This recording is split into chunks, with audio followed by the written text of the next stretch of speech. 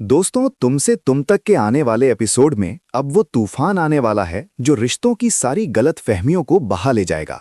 जी हाँ, जिस पल का फैंस बेसब्री से इंतजार कर रहे थे वो पल अब बहुत करीब है।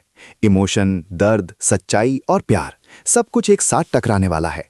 अब तक अनु के दिल में एक ही सवाल घूम रहा था, राजनंदिनी कौन थी? क्या आर्यवर्धन ने उससे कुछ छुपाया है?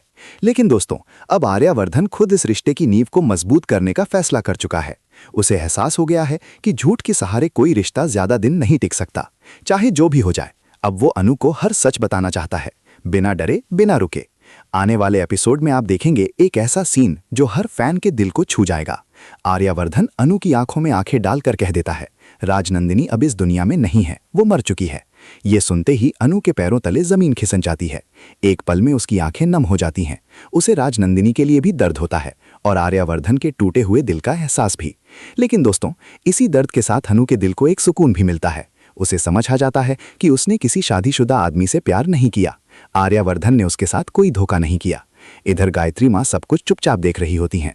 उन्हें साफ दिख रहा होता है कि अनु और आर्यवर्धन के बीच बढ़ती दूरी कहीं दोनों को हमेशा के लिए अलग न कर दे। और यहीं से गायत्री माँ लेती हैं एक बड़ा फैसला। वो अनु को माता की चौकी में बुलाती हैं। भजन, आरती और भक्तिमय माहौल के बीच अनु आर्यवर्धन के घर पहुंचती है। लेकिन दोस्तों, पूजा से ज्यादा हलचल उसके दिल में मची होती है। अनु सीधा आर्यवर्धन के कमरे में जाती है। वो जवाब चाहती है, पूरा सच। जब वो सवाल करती है तो आर्यवर्धन पहले चुप हो जाता है, कह देता है, मैं इस बारे में बात नहीं करना चाहता। ये सुनकर अनु का दिल टूट जाता है। उसे लगता है कि आज भी उससे कुछ छुपाया जा रहा है। वो वहां से जाने लगती है, लेकिन तभी आर्यवर्धन उसका हाथ पकड़ लेता है और कहता है, रुको अनु, अब और नहीं, अब मैं तुम्हें सब कुछ बता दूंगा। और फिर दोस्तों, खुलती है उस दर्दनाक कहानी की किताब। राजनंदिनी उसकी पत्नी थी, उसकी पहली मोहब्बत, लेकिन एक हादसे ने सब कुछ छीन लिया। ये सच सुनकर अनु की आंखें भर आती हैं। उसे आर्यवर्धन के दर्द का एहसास होता है और सबसे ज्यादा गुस्सा आता है खुद पर। वो समझ जाती है कि हालात ने आर्यवर्धन को चुप रहने पर मजबूर किया था। उसने जानबूझकर कुछ नहीं छुपाया। इसी पल अनु के दिल से सारी नाराजगी खत्म हो जाती है। वो आर्यवर्धन को माफ कर देती है और कहती है, काश आपने ये सब पहले बताया होता, लेकिन अब मैं सब समझ गई हूँ। ये सुनते ही आर्यवर्धन की आंखों से राहत के आंसू छलक पड़ते हैं।